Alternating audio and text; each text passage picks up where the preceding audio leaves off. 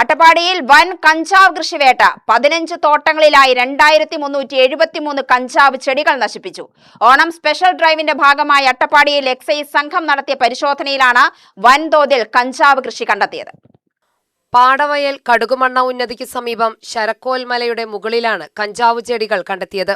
Palakkad assistant excise commissioner AR നികീഷിന്റെ നേതൃത്വത്തിൽ Agali range inspector Ikhlas അലിയും സംഘവും പുലർച്ചെ 4 മണിയോടെയാണ് പരിശോധന ആരംഭിച്ചത്.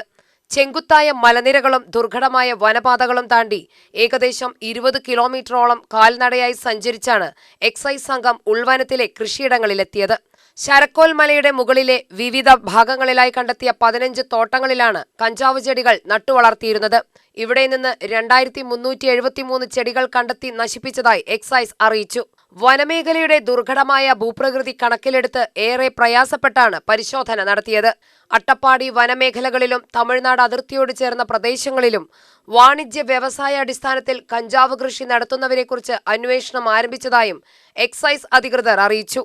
പരിശോധനാ സംഘത്തിൽ പ്രിവന്റീവ് ഓഫീസർ ചന്ദ്രകുമാർ, ചന്ദ്രൻ, പ്രമോദ് എന്നിവരും സിവിൽ എക്സൈസ് ഓഫീസർമാരായ രംഗൻ, രജീഷ്, ഭോജൻ, വിഷ്ണു എന്നിവരും പങ്കെടുത്തു. ഓണം സ്പെഷ്യൽ ഡ്രൈവിന്റെ ഭാഗമായി അട്ടപ്പാടി മേഖലയിൽ എക്സൈസ് പരിശോധന ശക്തമാക്കിയതിന്റെ ഭാഗമായാണ് നടപടി. UTV news, Palakkad.